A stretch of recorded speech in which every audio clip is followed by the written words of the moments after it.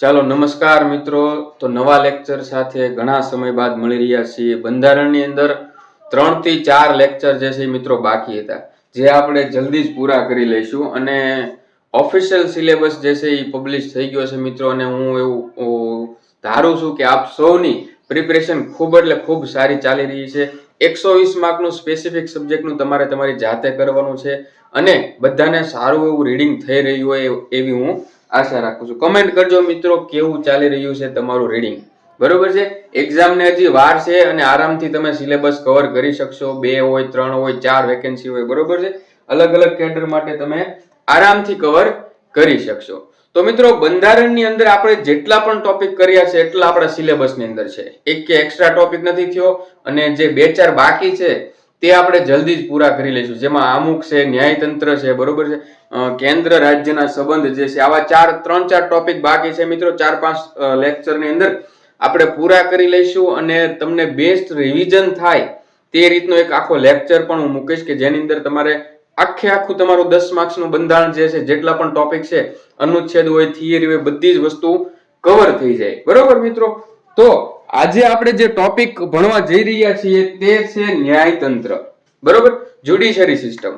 હવે ન્યાયતંત્ર મિત્રો, બંધારણ ભણો કે ના ભણો, આ વસ્તુ આપણને સામાન્ય તો ખબર જ હોય છે કે કોઈ પણ વસ્તુ, કોઈ પણ પ્રકારનો કેસ થતો હોય તો તેના સામે ન્યાય મેળવવા માટે આપણે અલગ અલગ કોર્ટની અંદર જતા હોય છે. સૌથી પહેલા તમે તમારી સેશન કોર્ટ, ફાસ્ટ કોર્ટ કયો, તાબા હેઠળની કોર્ટ કયો, જિલ્લા કોર્ટ કયો, ત્યાં તમે જતા હોય છે. ત્યાંથી તમે જો તમને સંતોષકારક ન્યાય ન લાગે તો તમે આગળ હાઈકોર્ટની અંદર અરજી કરો છો. હાઈકોર્ટની અંદર પણ તમને સંતોષકારક ન્યાય નથી લાગતો તો તમે સુપ્રીમ કોર્ટની અંદર જાઓ છો. અને ત્યાંનું જે ડિસિઝન, ત્યાંનો જે નિર્ણય જે છે મિત્રો ફાઇનલ ગણાય છે. બરોબર, તો એ રીતનું આખું ન્યાયતંત્ર હોય છે. આપણે જે આજે ટોપિક જે શરૂ કરવા જઈ રહ્યા છીએ તે ન્યાયતંત્ર છે. બરોબર, હવે મિત્રો, ન્યાયતંત્રની અંદર પહેલા જે નીચેથી આપણે થોડુંક આજે બ્લેક માર્કર ની અંદર લખેલું છે, બ્લેક પેન થી લખેલું છે, એની ઉપર આપણે થોડું ફોકસ કરી લઈએ. તમે બુક બનાવો છો, નોટ્સ બનાવો છો, તો પહેલા આ હેડિંગ મારજો, જેમાં છે ન્યાયતંત્ર. ન્યાયતંત્ર, ન્યાય એક તો ખબર છે ન્યાય એટલે શું થાય, એ આપણે ગુજરાતી ભાષા ભણવા નથી બેઠા, પરંતુ ન્યાયતંત્ર, જ્યુડિશરી સિસ્ટમ જે છે એની અંદર ભારતની અંદર આપણે જોઈએ તો સૌથી ઉપર કોણ હોય છે? સુપ્રીમ કોર્ટ હોય છે. સુપ્રીમ કોર્ટ, ગુજરાતીમાં સર્વોચ્ચ અદાલત. જો મિત્રો, હમણાં હું તમને ગુજરાતી નામ કહીને એમાં બધાને કન્ફ્યુઝન થાય છે. બરોબર, સુપ્રીમ કોર્ટ હોય છે, સર્વોચ્ચ અદાલત હોય છે, એના નીચે હોય છે હાઈકોર્ટ. હાઈકોર્ટ ને કહેવાય છે વડી અદાલત. શું કહેવાય છે? હવે ઘણા બધા મિત્રો જે છે તે વડી અદાલત એટલે સુપ્રીમ કોર્ટ સમજી બેઠા છે. હોય સામાન્ય માહિતી, પરંતુ આ કન્ફ્યુઝન છે ને બેઠી જાય છે મગજમાં, પછી નીકળી નથી શકતું. તો હાઈકોર્ટ હોય છે એને વડી અદાલત કહેવામાં આવે છે, સુપ્રીમ કોર્ટને સર્વોચ્ચ અદાલત કહેવામાં આવે છે. તો સૌથી ઉપર સુપ્રીમ કોણ હોય છે? સુપ્રીમ કોર્ટ હોય છે. એનાથી નીચે હાઈકોર્ટ હોય છે, જેને વડી અદાલત કહેવામાં આવે છે. એનાથી નીચે ડિસ્ટ્રિક્ટ કોર્ટ, અને એનાથી નીચે તાલુકા કોર્ટ, સેશન કોર્ટ, તાબા હેઠળની કોર્ટ, જે કાંઈ આપણે ગણતા હોય તે. હવે મિત્રો, અહીંયા આપણે કેટલું મહત્વનું છે? Supreme court, high court, district court, તાબા હેઠળના ન્યાયાલયો, લોક અદાલતો, પરિવાર ન્યાયાલય, આ બધું ઘણું બધું લાંબુ છે, પરંતુ આપણે બધી વસ્તુ કરવાની જરૂર છે નહીં મિત્રો. બરોબર, તો જેટલું પણ મને જણાશે એટલું મિત્રો હું તમને કરાવીશ. જે તમારે નોટ્સ ની અંદર ઉતારવાનું છે મિત્રો, ફરીથી આપણે એક્ટિવ થઈ જઈશું બધા. મેં થોડો ઘણો બ્રેક લઈ લીધો છે કારણ કે ડિસેમ્બર મહિનો ચાલે છે મિત્રો. આખા વર્ષનો લોડિંગ જે છે એ છેલ્લે રિપોર્ટિંગ આખા વર્ષનું કરવાનું હોય છે. મારે પણ વર્કલોડ વધી ગયો છે, આથી હું સમય નથી કાઢી શકતો. બરોબર, એટલા માટે જ મેં આપ સૌને કીધું કે તમે 120 માર્કનું જે છે તમારો સ્પેસિફિક સબ્જેક્ટ છે, જે તમે ભણીને બહાર આવ્યા છો. બરોબર, તો એ તમે જાતે કરવા માંડો. બંધારણને આ બધા સબ્જેક્ટ ના ભણ્યા હોય એટલે એમાં હું તમને બને એટલી મદદ કરીશ. બરોબર, તો સૌથી પહેલા વ્યક્તિ તાલુકા કોર્ટમાં જાય છે, ત્યાંથી આગળ ડિસ્ટ્રિક્ટ કોર્ટમાં જાય છે, ત્યાંથી પણ આગળ જવું હોય તો હાઈકોર્ટમાં જાય છે, ત્યાંથી આગળ જાય છે સુપ્રીમ કોર્ટમાં. સુપ્રીમ કોર્ટની સ્થાપના ક્યારે થઈ? જો મિત્રો, સૌથી પહેલા હું તમને 2 પ્રશ્ન પૂછું. ભારત પ્રજાસત્તાક ક્યારે બન્યું અને ભારત જે છે આઝાદ ક્યારે થયું, સ્વતંત્ર ક્યારે થયું? આ બંનેની તારીખ અલગ આવશે. બરોબર, ભારત આઝાદ ક્યારે થયું, ભારત સ્વતંત્ર ક્યારે થયું? તો કે 15 ઓગસ્ટ 1947. આ દિવસે જે છે અંગ્રેજો ભારતમાંથી જતા રહ્યા હતા. ત્યાંથી તે દિવસે ભારત સ્વતંત્ર થયું, આઝાદ થયું. પરંતુ પ્રજાસત્તાક ક્યારે બન્યું કે ભારતની સંપૂર્ણ સત્તા પ્રજાના હાથમાં આપવામાં આવી હોય તે દિવસ કયો તો કે આ 3 વર્ષ દરમિયાન ભારતનું બંધારણ ઘડાયું, બંધારણને અમલમાં મુકાયું ને પછી પ્રજાના હાથમાં, લોકોના હાથમાં લોકશાહી એટલે કે પ્રજાસત્તાક બનાવવામાં આવ્યો દેશને, પ્રજાના હાથમાં સત્તા આપીને. તો એ તારીખ હતી 26 જાન્યુઆરી 1950. બરોબર છે. આપણે આ બંને દિવસ ઉજવીએ છીએ, આપ સૌને ખબર જ છે. તો મિત્રો પ્રજાસત્તાક જે દિવસે થયું ભારત 26 જાન્યુઆરી 1950, એના 2 દિવસ પછી સુપ્રીમ કોર્ટની સ્થાપના થઈ. તો કે 28 જાન્યુઆરી કઈ છે 28 જાન્યુઆરી 1950 ના રોજ સુપ્રીમ કોર્ટની સ્થાપના થઈ મિત્રો. અને આ દરમિયાન સૌ પ્રથમ જે એની અંદર સુપ્રીમ કોર્ટના મુખ્ય જજ બન્યા એ કોણ હતા તો કે પ્રથમ જજ જે હતા હરિલાલ જે કાણિયા. હરિલાલ જે કાણિયા, જે ગુજરાતી હતા મિત્રો. જો હું તમને એમ થાય સર આવું બધું આ જ પૂછવાનું છે, તમારે ફેક્ટ વસ્તુ જ પૂછવાની છે. જીપીએસસી ની જેમ તમને ડિટેલમાં એક આખો પેરેગ્રાફ જેવડો પ્રશ્ન બનાવશે, તેમાંથી સેન્ટેન્સ ફોર્મેશન ની અંદર મિત્રો પ્રશ્નો બનાવશે, એવું નહીં બને.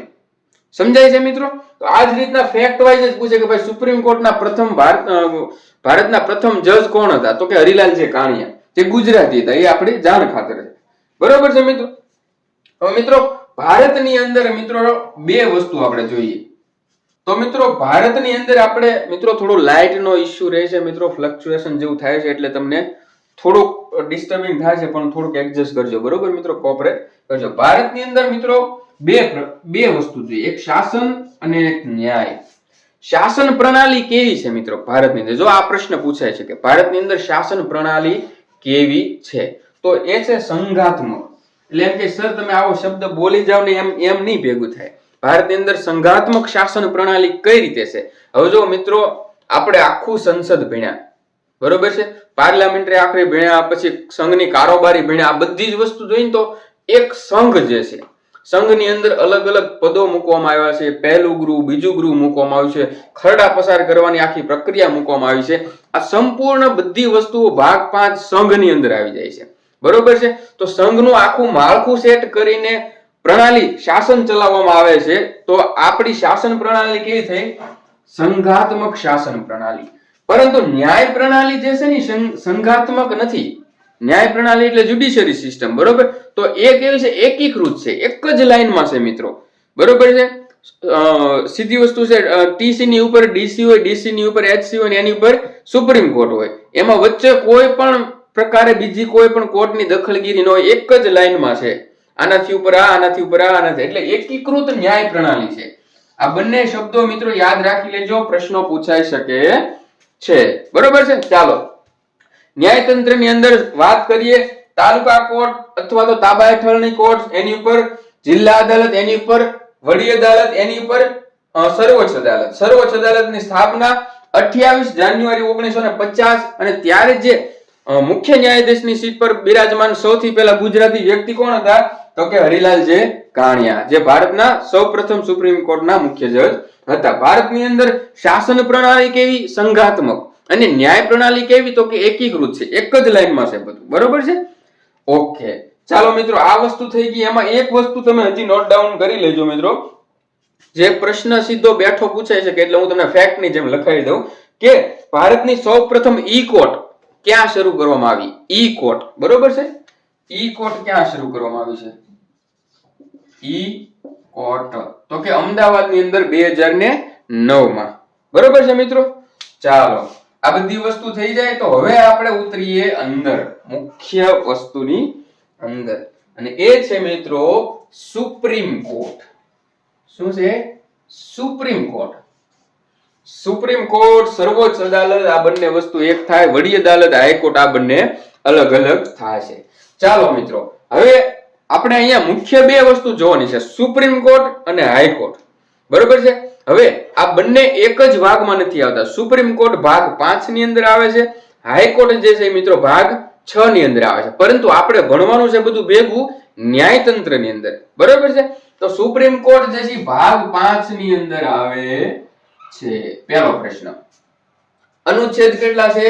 124 થી લઈને 147 સુધીના અનુચ્છેદ જે છે તેમાંથી આપણે જેટલા આઈએમપી છે કામના છે એટલા કરવાના છે. બરોબર છે મિત્રો? ચાલો આ વસ્તુ થઈ ગઈ. હવે બધા એવું કહે સર આખા દેશનું ન્યાયતંત્ર જે છે એ છેલ્લે સુપ્રીમ કોર્ટ પાસે જઈને ઊભું રહે છે. તો સુપ્રીમ કોર્ટની અંદર હજારો કેસ હાલતા છે કે નહીં? બરોબર છે? તો ત્યાં માત્ર એક જજ ઉપર આખું ન્યાયતંત્ર સુપ્રીમ કોર્ટ ચાલવી પોસિબલ નથી. તો જ્યારે ભારતની અંદર બંધારણ બનાવ્યું ત્યારે, બરોબર, એટલે કે પહેલા જજની સંખ્યા મિત્રો આ ખાસ યાદ રાખજો, શરૂઆતમાં 1 + 7 = 8, એટલે કે સુપ્રીમ કોર્ટના મુખ્ય જજ 1 હતા અને એ સિવાયના અન્ય ન્યાયાધીશો કુલ 7 હતા ને કુલ સંખ્યા કેટલી હતી? તો કે 8 હતી. મિત્રો ત્યારે જનસંખ્યા પણ ઓછી હતી એટલે 8 જજ બરોબર છે. પરંતુ હાલમાં કરંટ આજની પરિસ્થિતિએ મિત્રો કેટલા છે? તો કે સુપ્રીમ કોર્ટના મુખ્ય જજ 1 છે. મિત્રો સુપ્રીમ કોર્ટના મુખ્ય જજ હાલના કોણ છે તે કમેન્ટ્સમાં કરવાનું છે. બરોબર છે? કરંટ નામ, જૂનું એકે નામ ને અત્યારમાં કોણ છે ને તે કરવાનું છે. અને મારા ખ્યાલથી અત્યારે બદલી ગયા છે એટલે કોઈ સીધું એ જૂનું યાદ હોય નહીં કરે. કમેન્ટ્સ કરો. બરોબર મિત્રો? ચાલો સૌ પ્રથમ સુપ્રીમ કોર્ટના મુખ્ય જજ 1 અને અન્ય 33 ન્યાયાધીશો. તો 1 + 33 ટોટલ કેટલા થયા? તો કે 34. તો આજની તારીખમાં કુલ 34 જજ છે સુપ્રીમ કોર્ટની અંદર, જેમાં એક જે છે એ મુખ્ય ન્યાયાધીશ છે. મિત્રો એકવાર આ આંકડો જે છે એ તમારી રીતે કોઈ બુક્સ હોય તો ચેક કરી લેજો, કરંટ અપડેટ. બરોબર છે? મારે કઈ ભૂલ થતી હોય તો એ માટે મિત્રો માફી માંગુ છું. ક્યારેક એવું બની શકે ઉતાવળમાં મારે કઈક ઊંધું લખાઈ ગયું. બરોબર? ચાલો હવે આપણે ઉતરીએ શ્લોક પર. બરોબર છે? શ્લોક પર એટલે કે અનુચ્છેદ પર. ચાલો મિત્રો, જો પહેલા તમે રાષ્ટ્રપતિ કર્યો તમે રાષ્ટ્રપતિ કર્યો એટલે મેં તમને કીધું હતું રાષ્ટ્રપતિ બંધારણના દરેક કોર્નર સાથે સંબંધ ધરાવે છે. તો હવે આપણે અત્યારે આ ખૂણો સમજીએ છીએ ન્યાયતંત્ર.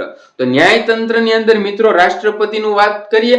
124 અનુચ્છેદ મુજબ રાષ્ટ્રપતિ જે છે એ નિમણૂક કરે કોની? સુપ્રીમ કોર્ટના જજની. 143 મુજબ સુપ્રીમ કોર્ટ પાસેથી સલાહ માંગી શકે. તો આ બે મોસ્ટ આઈએમપી અનુચ્છેદ તો આપણને ઓલરેડી આવડે છે, કારણ કે આપણે રાષ્ટ્રપતિ નિરાતે કર્યો છે, પ્રેસિડેન્ટ જે છે આરામથી કર્યો છે. બરોબર છે? તો એનો ફાયદો આપણને અહીંયા મળશે. રાષ્ટ્રપતિની અંદર મહાભિયોગ આપણે સમજી ગયા તો આપણને એ પણ વસ્તુ ખબર પડશે કે મહાભિયોગ કઈ રીતે થાય, મહાભિયોગમાં હોય છે શું. બરોબર છે? ચાલો તો 124 અનુચ્છેદ જે છે ને એની અંદર બે પેટા અનુચ્છેદ છે, 1 અને 2. બરોબર છે? 124 ની અંદર પહેલો અનુચ્છેદ જે છે એમાં સુપ્રીમ કોર્ટની વ્યવસ્થા છે. શું છે? સુપ્રીમ કોર્ટની વ્યવસ્થા કે ભાઈ દેશ માટે એક સુપ્રીમ એટલે કે સર્વોચ્ચ અદાલત જે છે એ હોવી જોઈએ. અને બીજાની અંદર શું છે? તો કે રાષ્ટ્રપતિ દ્વારા ન્યાયાધીશોની નિમણૂક કરવામાં આવે છે, જે આપણે ઓલરેડી ભણી ચૂક્યા છીએ. 124 ની અંદર પહેલાની અંદર સુપ્રીમ કોર્ટની વ્યવસ્થા, બીજાની અંદર રાષ્ટ્રપતિ દ્વારા ન્યાયાધીશોની નિમણૂક. આ ન્યાયાધીશોની નિમણૂક જે છે મિત્રો, ઈ ન્યાયાધીશોની વધુમાં વધુ ઉંમર કેટલી? 65 વર્ષ હોવી જોઈએ. બરોબર છે? ચાલો ત્યારબાદ નિમણૂક બાબતે મિત્રો, નિમણૂક બાબતે હવે હું તમને કહું, પહેલા આગળનો એક અનુચ્છેદ જોઈ લઈએ. અનુચ્છેદ 126. 124 પછી સીધો 126, જેમાં કાર્યકારી મુખ્ય જજ, મુખ્ય ન્યાયાધીશ. બરોબર? મુખ્ય ન્યાયાધીશની ગેરહાજરી હોય તો એની જગ્યાએ કોણ એઝ અ ચીફ જજ કામ કરશે મિત્રો, એ વસ્તુ છે. બરોબર છે? ચાલો તો કાર્યકારી મુખ્ય ન્યાયાધીશ અને જે ન્યાયાધીશો જે છે, બરોબર, આ બધાની નિમણૂક કઈ પદ્ધતિથી કરવામાં આવે? મોસ્ટ આઈએમપી પ્રશ્ન છે મિત્રો, આ યાદ રાખી લેજો. Collegium system. કઈ પદ્ધતિથી? કોલેજિયમ સિસ્ટમ અથવા તો કોલેજિયમ પદ્ધતિથી ન્યાયાધીશોની નિમણૂક કરવામાં આવે છે. એના વિશે આપણે ડિટેલમાં કોઈ જ રીતે ભણવા જવાની જરૂર નથી. 10 માર્કનું બંધારણ છે આપણે. બરોબર છે? કોલેજિયમ પદ્ધતિથી ભારતની અંદર સુપ્રીમ કોર્ટમાં ન્યાયાધીશોની નિમણૂક કરવામાં આવે છે. હાઈકોર્ટમાં પણ એવી જ આવશે, પણ એ આપણે અત્યારે ડિસ્કસ નથી કરતા. કોલેજિયમ સિસ્ટમ દ્વારા ન્યાયાધીશોની નિમણૂક કરવામાં આવે છે. હવે મિત્રો આ જે નિમણૂક જે છે મિત્રો ન્યાયાધીશની, એની અંદર કાયદા પંચનું એવું કહેવું છે કે સુપ્રીમ કોર્ટના મુખ્ય જજની નિમણૂક જે છે એમાં વરિષ્ઠતા પર ધ્યાન દેવું. શેના પર? વરિષ્ઠતા પર. વરિષ્ઠતા એટલે શું? તો કે જે ઉંમરમાં મોટા હોય. કાયદા પંચ એવું કહે છે સુપ્રીમ કોર્ટના મુખ્ય ન્યાયાધીશ જે છે, ચીફ જસ્ટિસ જે છે, એની નિમણૂક વખતે વરિષ્ઠતા પર ધ્યાન દેવું. કારણ કે જેટલો ઉંમરમાં વધારે મોટા હશે એની પાસે એટલો જ અનુભવ હશે, એની પાસે એટલી જ મેચ્યોરિટી છે. કારણ કે આ કઈ ખેલ થોડો છે મિત્રો, કમ્પાયર થોડા છે કે આપણે આઉટ નોટ આઉટ કહી દેવાનું છે. કોકના જીવનની વાત છે મિત્રો. એક ફેસલાથી સામેવાળાને ફાંસી પણ આવી શકે, નિર્દોષ હોય એને સજા પણ મળી જાય જો ખોટો નિર્ણય લેવાઈ જાય તો. આથી કાયદા પણ એવું કહે છે સુપ્રીમ કોર્ટના મુખ્ય જે ન્યાયાધીશ છે એની નિમણૂક વખતે વરિષ્ઠતા પર ધ્યાન દેવું. બરોબર છે. ત્યારબાદ મિત્રો મહાભિયોગ. મહાભિયોગ એટલે કે સુપ્રીમ કોર્ટના મુખ્ય જજ હોય, બરોબર. ચાલો હવે એને જો કાઢી નાખવા છે, ગેરકાયદેસર રીતે કાર્ય કરે છે, પોતાના હોદ્દાનો ગેરકાયદેસર રીતે ઉપયોગ કરે છે, તો તમે શું કરશો? તો કે એની પર મહાભિયોગ લાગશે. મહાભિયોગમાં લોકસભાના 100 સભ્યો અને રાજ્યસભાના 50 સભ્યો જે છે એનો પ્રસ્તાવ હોવો જોઈએ. બરોબર છે. લોકસભાના 100 સભ્યો અથવા રાજ્યસભાના લોકસભાના 100 સભ્યો અને રાજ્યસભાના 50 સભ્યોનો પ્રસ્તાવ રાષ્ટ્રપતિને સંબોધીને આપવાનો રહેશે. પછી મહાભિયોગની પ્રક્રિયા શરૂ થશે. Do you understand or not? ઘણા સમય પછી મિત્રો લેક્ચર ભરી રહ્યા છો એટલે હવે કંટાળો પણ આવતો હશે, પણ ચા બાજુમાં લઈને બેઠવાનું. બરોબર છે. મહાભિયોગમાં લોકસભાના 100, રાજ્યસભાના 50 આ લોકો પ્રસ્તાવ મૂકશે રાષ્ટ્રપતિને સંબોધીને. બરોબર છે. એનું એક ઉદાહરણ જોઈએ તો 2009-10માં સૌમિત્ર સેન જે સુપ્રીમ કોર્ટના મુખ્ય જજ હતા મિત્રો, એની પર મહાભિયોગ લાગ્યો હતો. આથી એમણે જે છે રાજીનામું આપી દીધું હતું. બરોબર છે મિત્રો. ચાલો હવે આગળ ચાલીએ. 127 અનુચ્છેદ મુજબ એડહોક કાઉન્સમાં એને તદર્થ પણ કહેવાય ન્યાયાધીશ. એડહોક અથવા તદર્થ ન્યાયાધીશ. બરોબર છે મિત્રો. એડહોક અથવા તદર્થ ન્યાયાધીશ જે છે શું છે, શું કામ છે એ આપણે આગળ ભણવાનું આવશે. પરંતુ હાલ તમારે આમાં જે આઈએમપી જે છે એ મિત્રો એડહોક અથવા તદર્થ ન્યાયાધીશનો અનુચ્છેદ કયો છે? 127 છે. અને આ પદ જે છે કયા દેશમાંથી લેવામાં આવ્યું છે? તો કે ફ્રાન્સમાંથી લેવામાં આવ્યું છે. જો આ એફ છે તો પણ લખી નાખો અહીંયા ફ્રાન્સ. આ વસ્તુ ભૂલાય નહીં. એડહોક અથવા તદર્થ ન્યાયાધીશનું પદ જે છે ફ્રાન્સમાંથી લેવામાં આવ્યું છે. અનુચ્છેદ 127 છે મિત્રો. બરોબર છે. ચાલો ત્યારબાદ થોડી વસ્તુ મિત્રો આગળ સમજીએ, જેમાં એવું છે કે સુપ્રીમ કોર્ટ જે છે ને મિત્રો, સુપ્રીમ કોર્ટ એની પાસે કેટલો પાવર છે? તમે જે કઈ સબ્જેક્ટ અત્યારે ભણી રહ્યા છો એનું નામ છે બંધારણ. બરોબર છે. બંધારણની અંદર સુધારા અને વધારા કરવાની સત્તા કોની પાસે છે? તો કે સંસદ પાસે. લોકો ખરડા પસાર કરે, બંધારણીય ખરડાને એ રીતે કરે. પરંતુ બંધારણની વ્યાખ્યા કરવાની સત્તા કે આ શબ્દની અંદર આવું જ કહેવામાં આવે છે, બરોબર, બંધારણની વ્યાખ્યા કરવાની સત્તા માત્ર ને માત્ર સુપ્રીમ કોર્ટ પાસે છે. બરોબર છે. બંધારણની વ્યાખ્યા કરવાની સત્તા માત્ર ને માત્ર સુપ્રીમ કોર્ટ પાસે છે. સમજાય છે મિત્રો? આ યાદ રાખી લેજો. આ પ્રશ્ન આ બધું આઈએમપી, આ બોર્ડ ની અંદર જેટલું લખ્યું એટલું આઈએમપી છે. અને આ 20-30 પેજ નથી મિત્રો, મેં તમને શોર્ટ કરીને ટ્રાય કરી છે સમજાવવાની. બરોબર છે. એટલે કદાચ બધું ભેગું થઈ શકે પણ તો યાદ તો તમારે રાખવું જ પડશે. હવે એવું છે કે સુપ્રીમ કોર્ટ નું અપમાન કરો છો તમે. સુપ્રીમ કોર્ટ આમ છે ને તેમ છે ને ફલાણું છે ને ઢીકણું છે, બરોબર છે, એવું કહી દો. સુપ્રીમ કોર્ટ નું જો તમે અપમાન કરો મિત્રો તો એના વિરુદ્ધ તમને 6 વર્ષની કેદ, 6 વર્ષની જેલ અથવા તો 2000 રૂપિયાનો દંડ જે છે એ ભરવો પડે છે. અથવા અન્ય છે. બરોબર છે. આમાં હું કન્ફ્યુઝ છું. 6 વર્ષની સજા મળે છે મિત્રો અને 2000 રૂપિયાનો દંડ ભરવો પડે છે. 2006 ની અંદર એક વ્યક્તિ આવું કર્યું હતું, સુપ્રીમ કોર્ટ નું અપમાન કર્યું હતું. એનું નામ હતું સ્વરૂપસિંહ નાયક. શું છે? સ્વરૂપસિંહ નાયક, જેમને 1 મહિનાની જે છે જેલ થઈ હતી. આ બધું જાણકારી માટે છે, લગભગ તો પૂછાય નહીં. બરોબર છે. ચાલો આ સમજાઈ ગયું મિત્રો? હું રિવિઝન મિત્રો ચાલુમાં નહીં મરે, હું બધું પૂરું કરાવી લઈને પછી રિવિઝન મરાવીશ, બરોબર છે. ચાલો, ત્યારબાદ નજીરી અદાલત 129. નજીરી અદાલત એટલે કે પુરાવા તુલ્ય, જ્યાં સીધું સબૂત ઉપર કામ થાય છે, પ્રૂફ ઉપર કામ થાય છે, બરોબર છે. એટલે એનું જે છે એ ડિસિઝન પાક્કું જ હોય. સમજાણું? હું એમ કહું છું કે ભાઈ આ ભાઈ હાર્દિકભાઈ છે, બરોબર, એમણે મને મારવાનો પ્રયત્ન કર્યો. સામાન્ય કેસ ચાલે, એનો વકીલ દલીલ કરે, મારો વકીલ દલીલ કરે, પરંતુ જ્યારે નજીરી અદાલત અથવા તો પુરાવા તુલ્યની વસ્તુ થાય છે, અનુચ્છેદ 129, આ પ્રશ્નની અંદર એક જ વસ્તુ આવી છે, અનુચ્છેદ. નજીરી અદાલતનો અનુચ્છેદ પૂછાય છે, બીજું કાંઈ નહીં, એનું અર્થઘટન પૂછાતું નથી. પરંતુ મારી પાસે જો વિડીયો રેકોર્ડ હોય, બરોબર છે, ફૂટેજ હોય, સીસીટીવી ફૂટેજ હોય કે જેમાં હાર્દિકભાઈ મને મારવાનો પ્રયત્ન કર્યો, તો એ નજીરી અદાલતની અંદર આ વસ્તુ તમારી પાસે ફૂટેજ હોય એટલે એની આગળ કાંઈ પ્રોસેસ થતી નથી, સાબિત થઈ જાય છે કે એ ભાઈ મને મારવાનો પ્રયત્ન કર્યો છે. પરંતુ એ બધી વસ્તુ આપણે કામની નથી. અનુચ્છેદ 129 જે છે તે કામની છે. તમે જુઓ 124 પછી 25 નથી લીધો, 26, 27, 28 નથી, 29, એટલે જેટલા મને આઈએમપી લાગ્યા છે મિત્રો મારી તરફથી એ હું તમને કરાવું છું, વધારે વેટ નથી કરવાની આપણે, બરોબર છે.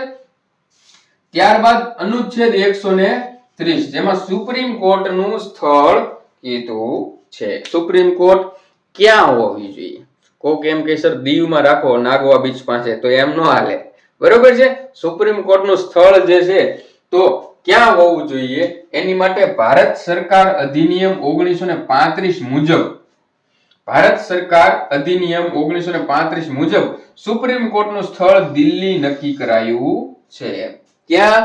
દિલ્હીમાં સુપ્રીમ કોર્ટનું સ્થળ નક્કી કરાયું છે. ક્યાં? દિલ્હીમાં, બરોબર છે મિત્રો. ચાલો હવે ત્યારબાદ વાત કરીએ 136 અનુચ્છેદ. કોઈ પણ કોર્ટ, હાઈકોર્ટ હોય, જિલ્લા અદાલત હોય, તાબા હેઠળની કોઈ પણ અદાલત હોય, એ કોઈ પણ કોર્ટના હુકમને ટાળી શકે છે, બરોબર છે. હાઈકોર્ટ વાળાએ એમ કીધું કે ભાઈ આ વ્યક્તિ દોષી છે, એને ફાંસીની સજા અથવા તો આજીવન કેદ આપી દો, તો એને કોણ ટાળી શકે છે? માત્ર સુપ્રીમ કોર્ટ ટાળી શકે છે. સમજાય છે મિત્રો? માત્ર ને માત્ર સુપ્રીમ કોર્ટ ટાળી શકે છે. કોઈ પણ દેશની કોઈ પણ કોર્ટ અદાલત જે છે એના હુકમને ટાળી શકે છે. અનુચ્છેદ 143, રાષ્ટ્રપતિને સલાહ. આગળ આવી ગયો છે 143 મુજબ રાષ્ટ્રપતિ સુપ્રીમ કોર્ટ પાસેથી સલાહ માંગી શકે છે, બરોબર છે. હવે એમાં એક ટર્મ છે મિત્રો કે રાષ્ટ્રપતિ છે ને સુપ્રીમ કોર્ટના મુખ્ય જજ પાસેથી સલાહ માંગે, બરોબર છે. રાષ્ટ્રપતિ સુપ્રીમ કોર્ટના મુખ્ય જજ પાસેથી સલાહ માંગે, ને ઈ સુપ્રીમ કોર્ટના મુખ્ય જજ છે ઈ 4 વરિષ્ઠ એટલે કે વરિષ્ઠ એટલે ઉંમરમાં મોટા હોય એવા 4 વરિષ્ઠ ન્યાયાધીશ પાસેથી સલાહ માંગે અને પછી રાષ્ટ્રપતિને આપે. હવે કેવું થાય, આ રાષ્ટ્રપતિ છે, આ સુપ્રીમ કોર્ટના મુખ્ય જજ છે, ને આ વરિષ્ઠ ન્યાયાધીશ છે, બરોબર. 4 વરિષ્ઠ ન્યાયાધીશની આખી કોલમ છે. હવે આ વરિષ્ઠ ન્યાયાધીશ જો સુપ્રીમ કોર્ટના મુખ્ય જજને સલાહ આપવાની ના પાડે તો સુપ્રીમ કોર્ટના મુખ્ય જજ પોતાની રીતે ગમે એ સલાહ આપે તો એ રાષ્ટ્રપતિ માનવા બંધાયેલા છે. આ પૂછાશે નહીં પણ સમજણ ખાતર, રાષ્ટ્રપતિ માનવા બંધાયેલા નથી, બરોબર છે. આપણે યાદ રાખી લો 143 મુજબ રાષ્ટ્રપતિ જે છે એ સલાહ માંગી શકે છે. ત્યારબાદ 137 મુજબ જોઈએ તો ન્યાયિક સમીક્ષા. મિત્રો આ માત્ર શબ્દ યાદ રાખી લો, ન્યાયિક સમીક્ષા વિશે આપણે ડિટેલમાં નથી જવાનું, બરોબર છે. આપણે 10 માર્કનું બંધારણ છે એટલે મિત્રો 50-60 નું માર્ક્સ નું હોત ને તો એક એક વસ્તુ આપણે ડિટેલમાં ભણાતી. ચાલો તો ન્યાયિક સમીક્ષા છે, બરોબર છે. અનુચ્છેદ 137. ત્યારબાદ અનુચ્છેદ 32, અનુચ્છેદ 32 બંધારણીય ઇલાજોનો અધિકાર, મૂળભૂત અધિકારની અંદર આપણે આવી ગયા. ખાલી 32, 132 નથી, ખાલી 32, જેમાં મૂળભૂત અધિકારોનો સંરક્ષક કહેવામાં આવ્યું છે કોને? સુપ્રીમ કોર્ટને. સુપ્રીમ કોર્ટને મૂળભૂત અધિકારોનો સંરક્ષક કહેવામાં આવ્યું છે, કારણ કે જ્યારે કોઈ પણ વ્યક્તિના અધિકારો જે છે છીનવાતા હોય ત્યારે તેના વિરુદ્ધ સુપ્રીમ કોર્ટ રીટ બહાર પાડી શકે છે. રીટ આપણે સમજી ચૂક્યા છીએ, બરોબર છે. ચાલો તો આ વસ્તુ થઈ ગઈ. હવે મિત્રો થોડીક ફેક્ટ વાળી વસ્તુ જોઈ લઈએ તો કે સુપ્રીમ કોર્ટના મુખ્ય જજ એવા મુખ્ય જજ કે જે સૌથી વધારે સમયગાળા દરમિયાન એઝ અ ચીફ જસ્ટિસ તરીકે કામ કર્યું હોય, બરોબર, લાંબો સમય રહેનાર, તો કે વી ચંદ્રચૂડ. શું નામ છે? વી ચંદ્રચૂડ, બરોબર છે. અને પ્રથમ મહિલા જજ, જો સુપ્રીમ મુખ્ય જજ નથી, ખાલી જજ છે, બરોબર છે. સુપ્રીમ કોર્ટના પ્રથમ મહિલા જજ કોણ છે? તો કે ફાતિમા બીબી. ફાતિમા બીબી, ભૂલાય નહીં મિત્રો, ફાતિમા બીબી. અને સુપ્રીમ કોર્ટનું જે છે મોટો અથવા તો સૂત્ર શું છે? તો કે યતો ધર્મસ્તો જય. યતો ધર્મસ્તો જય. આનું ગુજરાતી ટ્રાન્સલેશન તમારે મને કહેવાનું છે. યતો ધર્મસ્તો જય, બરોબર છે મિત્રો. ચાલો, આ બધી વસ્તુ થઈ ગઈ. તો એકવાર હું તમને થોડી બીજી વસ્તુ પૂછી લઉં, અનુચ્છેદ પૂછું, કમેન્ટ્સ મિત્રો કરવાના છે. ચાલો, અનુચ્છેદ 52, સોરી, હું તમને ઓલું પૂછું એટલે તમારે અનુચ્છેદ લખવામાં ઈઝી પડે. ચાલો, મહાભિયોગનો અનુચ્છેદ કયો છે? કમેન્ટ કરો. ત્યારબાદ રાષ્ટ્રપતિ જે છે એની શપથ, મહાભિયોગ રાષ્ટ્રપતિની દો, રાષ્ટ્રપતિની શપથનો અનુચ્છેદ કમેન્ટ કરો, બરોબર છે. રાષ્ટ્રપતિને સજામાં માફીની સત્તા, કમેન્ટ્સ કરો, બરોબર છે. ત્યારબાદ ઉપરાષ્ટ્રપતિ એઝ અ સભાપતિ, કમેન્ટ કરો, બરોબર છે. ત્યારબાદ પીએમ અને મંત્રી પરિષદની નિમણૂક રાષ્ટ્રપતિ દ્વારા કયા અનુચ્છેદ મુજબ થાય? કમેન્ટ્સ કરો. ત્યારબાદ એટર્ની જનરલ અનુચ્છેદ કમેન્ટ કરો. ત્યારબાદ કેગ અનુચ્છેદ કમેન્ટ કરો. ત્યારબાદ સંસદનો અનુચ્છેદ કમેન્ટ કરો. ત્યારબાદ રાજ્યસભાનો અનુચ્છેદ કમેન્ટ કરો. ત્યારબાદ લોકસભાનો અનુચ્છેદ કમેન્ટ કરો, બરોબર છે. ત્યારબાદ સંસદનું સચિવાલય કમેન્ટ્સ કરો મિત્રો, સંસદનું સચિવાલય કમેન્ટ કરો. ત્યારબાદ પક્ષ પલટા વિરોધી કાનૂન જે છે, બરોબર, અથવા તો હા, એનો અનુચ્છેદ કમેન્ટ કરો. થઈ ગયું? ઓકે. પછી સામાન્ય ખરડાનો અનુચ્છેદ કમેન્ટ કરો. નાણાં ખરડાનો અનુચ્છેદ કમેન્ટ કરો. ત્યારબાદ બજેટનો અનુચ્છેદ કમેન્ટ કરો, બરોબર છે. વીટો પાવરનો અનુચ્છેદ કમેન્ટ કરો. વટહુકમનો અનુચ્છેદ કમેન્ટ કરો, બરોબર છે. વટહુકમનો અનુચ્છેદ કમેન્ટ કરો. એ થઈ જાય.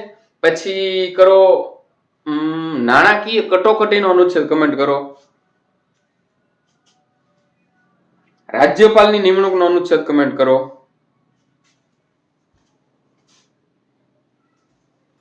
ચાલો મિત્રો, આટલા અનુચ્છેદ કર્યા. આ મોસ્ટ આઈએમપી છે, એટલે જે લોકોને આવડે છે એને કમેન્ટ કરી દીધા છે, બરોબર છે. ચાલો, એકવાર ફાસ્ટ રિવિઝન મારી લઈએ મિત્રો.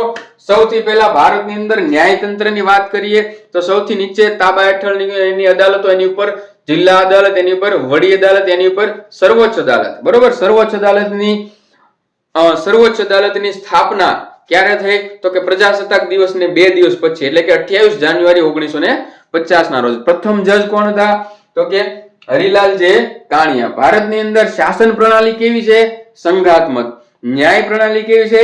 એકીકૃત ન્યાય પ્રણાલી છે. સુપ્રીમ કોર્ટની વાત કરીએ તો કે કયા ભાગમાં આવે છે? ભાગ 5, અનુચ્છેદ 124 થી લઈને 147. સૌથી પહેલા જજ કેટલા હતા? તો કે એક મુખ્ય અને 7 અધર, 7 અન્ય, એટલે ટોટલ 8 હતા. હાલમાં ચીફ જસ્ટિસ 1 છે અને બાકીના 33, ટોટલ 34 થયા. આઈએમપી પ્રશ્ન, બરોબર છે. ત્યારબાદ 124 માં 2 પેટા અનુચ્છેદ આવે છે. એક મુજબ સુપ્રીમ કોર્ટની વ્યવસ્થા, 2 ની અંદર તો કે રાષ્ટ્રપતિ દ્વારા જજની નિમણૂક, ઉંમર વધુમાં વધુ 65 વર્ષ, બરોબર. કઈ પદ્ધતિથી નિમણૂક કરવામાં આવે છે? Collegium system. Most IMP, collegium system થી નિમણૂક થાય છે. એ સિવાય 126 મુજબ કાર્યકારી મુખ્ય જજની નિમણૂક પણ કોલેજિયમ સિસ્ટમ થી થાય છે. ત્યારબાદ મિત્રો કાયદાપંચ શું કહે છે? સુપ્રીમ કોર્ટના મુખ્ય જજની નિમણૂક જે છે એને માટે વરિષ્ઠતા પર ધ્યાન દેવું, બરોબર છે. મહાભિયોગ લાગવાનો હોય તો 100 લોકસભાના અને 50 રાજ્યસભાના સભ્યોનો પ્રસ્તાવ પી ને સંબોધીને જોઈએ છે. 2009-10 માં લાગ્યો સૌમિત્ર સેન પર, બરોબર છે, અને એમણે રાજીનામું આપી દીધું. ત્યારબાદ સુપ્રીમ કોર્ટ જે છે એને બંધારણની વ્યાખ્યા કરવાની સત્તા છે. સુપ્રીમ કોર્ટને બંધારણની વ્યાખ્યા કરવાની સત્તા છે. એનું અપમાન હોય તો 6 વર્ષની સજા અને 2000 નો દંડ હોય. 2006 માં સ્વરૂપસિંહ નાયકને 1 મહિનાની જેલ થઈ હતી સુપ્રીમ કોર્ટનું અપમાન કરવા બદલ. બરોબર છે મિત્રો. ત્યારબાદ મિત્રો 127 મુજબ એડવોર્થ અથવા તદર્થ ન્યાયાધીશ, ચાલો એ કયા દેશમાંથી લેવામાં આવ્યું તે કમેન્ટ કરજો. બરોબર છે, કમેન્ટ કરજો. ત્યારબાદ 129 મુજબ નજીરી અદાલત, જેને પુરાવા તુલ્ય અદાલત પણ કહેવામાં આવે છે. 130 મુજબ સુપ્રીમ કોર્ટનું સ્થળ, ભારત સરકાર અધિનિયમ 1935 મુજબ સુપ્રીમ કોર્ટનું સ્થળ ક્યાં હોવું જોઈએ કમેન્ટ કરો. બરોબર છે. પછી કઈ અદાલત જે છે એ દેશની કોઈ પણ કોર્ટના હુકમને ટાળી શકે છે કમેન્ટ કરો. જેનો અનુચ્છેદ છે 136. બરોબર છે. 143 મુજબ રાષ્ટ્રપતિને સલાહ આપી છે. ન્યાયિક સમીક્ષાનો અનુચ્છેદ જે છે એ 137 છે. બરોબર છે. મૂળભૂત અધિકારોનો સંરક્ષક કોને માનવામાં આવે છે કમેન્ટ કરો. અનુચ્છેદ કયો છે કમેન્ટ કરો. એના માટે શું કરી શકે છે કમેન્ટ કરો. બરોબર છે. આ થઈ ગયું મિત્રો. ત્યારબાદ સુપ્રીમ કોર્ટમાં સૌથી વધારે સમય માટે ચીફ જસ્ટિસ તરીકે કાર્ય કરનાર વી ચંદ્રચૂડ છે. પ્રથમ મહિલા જજ છે ફાતિમા બીબી. બરોબર છે. અને સૂત્ર શું છે? યતો ધર્મસ્તો જય. ચાલો મિત્રો, આજ માટે આટલું જ. ઘણા સમય પછી લેક્ચર લીધો એટલે ગળું પણ દુખવા લાગ્યું છે. મિત્રો વસ્તુ એવી છે કે મને ખરેખર અંદરથી એમ થતું હોય છે કે હું લેક્ચર લઈ લઉં. મારે બાયોલોજી પણ મને જેટલું મજા આવે ને ભણાવવાની, એટલો આ બંધારણ હોય, મેથેમેટિક્સ હોય, એની લાઈનમાં જ આવે કે બાયોલોજી પણ મને સમજાવવું વધારે મજા આવે. પરંતુ સમય નથી મળતો મિત્રો. બરોબર છે. રોજ મારે લેક્ચર માટે સમય કાઢવો, એને એડિટ કરવો, એડિટ કર્યા પછી એને અપલોડ કરવો. અપલોડ માટે પણ નેટની સ્પીડ પ્રોપર હોવી જોઈએ. ઘણી જગ્યાએ ન આવતી હોય. બરોબર છે. તો એક વિડીયો 8 થી 10 GB નો વિડીયો થાય. કેટલાનો? 8 થી 10 GB નો વિડીયો થાય, જે અપલોડ કરવો મિત્રો અઘરો થઈ જાય છે. ને અપલોડ કરતી વખતે તે થંબનેલ બનાવવું પડે મિત્રો, પ્રોપર ટાઇટલ સેટ કરવું પડે, એની અંદર ડિસ્ક્રિપ્શન પ્રોપર મૂકવું પડે, કોપીરાઇટ ના લાગે એનું પણ ધ્યાન રાખવું પડે. એટલે આવું બધું બહુ બધું હોય છે મિત્રો. એટલે સમય નથી મળતો. બરોબર છે. છતાં પણ હું પ્રયત્ન કરતો રહીશ. જેટલી થઈ શકે એટલી તમને મદદ કરીશ. અને મિત્રો મેં પ્રયત્ન કર્યો જ છે પહેલેથી. મેં તમને પહેલા જૂનો સિલેબસ આપ્યો હતો મિત્રો. મેં કીધું હતું કે આ સેમ ટુ સેમ આવશે, તમે સ્ટાર્ટ કરી દો. બરોબર છે. ત્યારબાદ મને જેટલા જૂના પેપર મળ્યા મિત્રો એ પણ મેં તમને પ્રોવાઈડ કર્યા. બરોબર. ત્યારબાદ મેં મેથેમેટિક્સ તમને આખું કરાવ્યું અને મેથેમેટિક્સની બુક પણ મિત્રો મેં તમને આપી દીધી, પીડીએફ આપી દીધી. ત્યારબાદ રીઝનિંગ સ્ટાર્ટ કરાવ્યું. રીઝનિંગની બુકની પણ પીડીએફ મેં મૂકી દીધી. ત્યારબાદ મિત્રો બંધારણ કરાવ્યું. બંધારણ મિત્રો એટલી સરળ સમજણ સાથે મેં કરાવવાનો પ્રયત્ન કર્યો છે કે તમારે વાંચવાની પણ જરૂર ના પડે. અને નોટ્સ પણ તમને બધાને બનાવરાવી. શરૂઆતમાં ટેસ્ટ મૂકતો હતો, પછી સમયના અભાવે હું ટેસ્ટ પણ નતો મૂકી શકતો. બરોબર છે મિત્રો. એ સિવાય બાયોલોજીની અંદર પણ મિત્રો મેં તમને 4-5 લેક્ચર મૂકી ચૂક્યો છું. બરોબર છે. અને એની અંદર મિત્રો NCERT ની PDF તમને હું આપી ચૂક્યો છું ઓલરેડી. ત્યારબાદ કેમેસ્ટ્રીની અંદર પણ મિત્રો મેં 4 લેક્ચર અપલોડ કર્યા છે. એના માટે પણ NCERT ની PDF હું તમને આપી ચૂક્યો છું. ત્યારબાદ કરંટ અફેર્સ માટે મિત્રો 2 વીક મૂકી ચૂક્યો છું. હવે ઘણા બધાનું કેવું છે કે એક સાથે 3-3, 4-4 વીક મૂકો, તો એ પણ મિત્રો હું તમને આપી દઈશ. તે સિવાય મિત્રો ઓફિશિયલ સિલેબસ આવ્યો છે, તો દરેક PDF દરેકને ના મળતી હોય તો એ પણ મેં પ્રોવાઈડ કરી દીધી છે મિત્રો તમને. અને એ સિવાય મિત્રો હાલમાં જે બાયોલોજીનું જેટલું મટીરીયલ PDF ફોર્મેટમાં મને મળ્યું છે મિત્રો, એ બધું જ મેં તમને પણ પ્રોવાઈડ કરી આપ્યું છે. તો મારો નાનો એવો પ્રયત્ન રહ્યો છે મિત્રો કે હું તમને મદદ કરું. અને હું આશા રાખું છું કે મારી આ નાની મદદ તમને થોડી ઘણી કામ લાગી તો હશે. બરોબર છે. બાકી તો તમારે સેલ્ફ લર્નિંગ કરવાનું છે, સેલ્ફ એનાલિસિસ કરવાનું છે, સેલ્ફ રીડિંગ કરવાનું છે. બરોબર છે. આ બધામાં સેલ્ફ શબ્દ કોમન છે, એટલે પોતાની જાતે કરવાનું છે મિત્રો. બરોબર. ચાલો, છતાં પણ મને પ્રશ્ન પૂછજો ઇન્સ્ટાગ્રામમાં મિત્રો. હવે હું ડેઈલીના 100 વ્યક્તિઓના મેસેજ આવે એટલે રિપ્લાય આપવો અઘરો થઈ જાય છે, પણ છતાં પ્રયત્ન કરું છું. બસ તમારી માટે આવો નવો પ્રેમ રહે મિત્રો. અને તમારે જે છે એ પણ મારી માટે આવો નવો પ્રેમ રહે. હું તમને આગળ પણ ગાઈડ કરતો રહીશ મિત્રો. વધારે સમય ના ખેંચતા આપણે ફરીથી નવા લેક્ચર સાથે મળશું, જેમાં હાઈકોર્ટ ટોપિક લઈશું. બરોબર છે. ચાલો મિત્રો, આજ માટે આટલું જ. જય હિન્દ, જય ભારત.